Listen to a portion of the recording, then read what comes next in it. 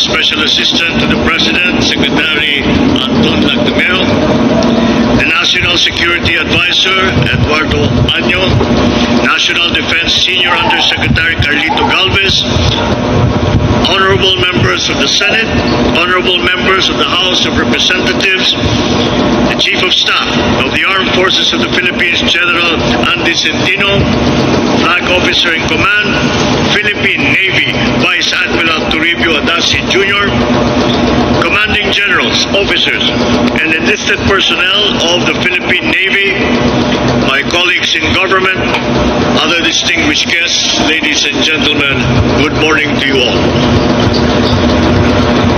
In May 1898, a Filipino flag was hoisted on one of the vessels of the Philippine Revolutionary Navy, marking the formal establishment of our Navy.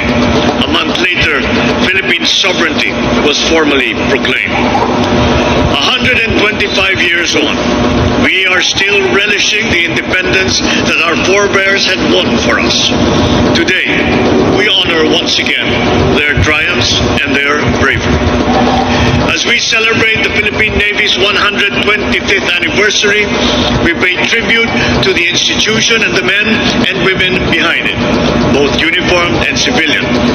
For they have continued the noble cause of defending the public sovereignty and accomplishments over the years, especially the efforts to secure our archipelago, more significantly in the Batanes and Kalayaan Islands, the Philippine Rise, and the West Philippine Sea. We recognize not only their progressive naval and amphibious warfare skills that have earned international acclaim, but also the humanitarian acts that are likewise inherent to the calling of the Navy. Moreover, we recognize today's awardees whose individual exemplary performances are a source of inspiration and a spur to improvement for the institution and its ranks. Considering the changing tides of our national security and the significant gains that we have made in terms of internal security, our armed forces is working to recalibrate its focus more towards external defense of our borders.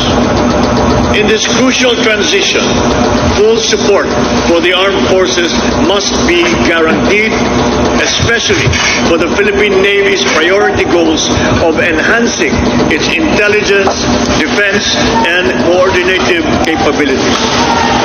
With the commissioning of the two vessels today, we look further forward to the completion of the AFP modernization program, more especially Horizon 3, which is significantly devoted to the naval aspect of our military operations.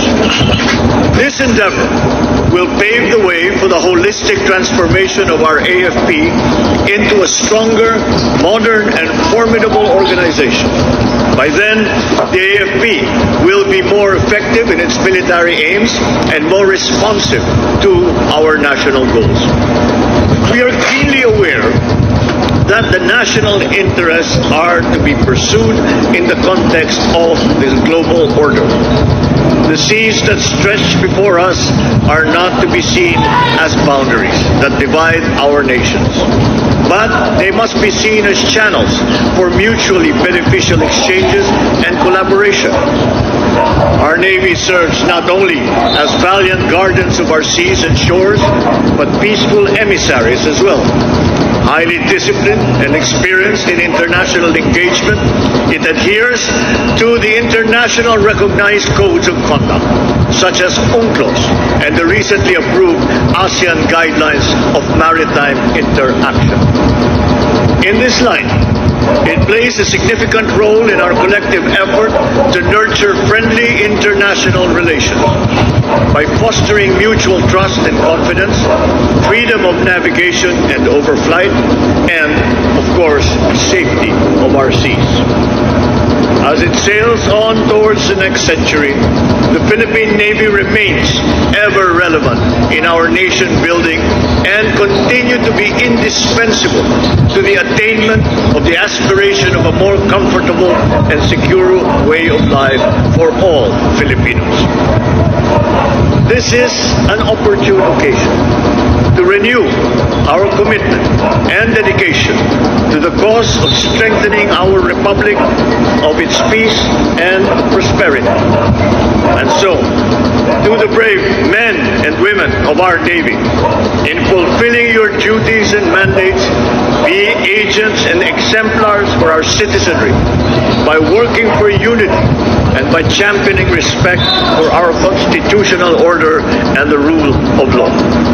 Rest assured that as your Commander-in-Chief, this administration will work tirelessly not only to improve the armed forces, but are also looking for ways and means to improve your individual welfare and those of your families and loved ones as well.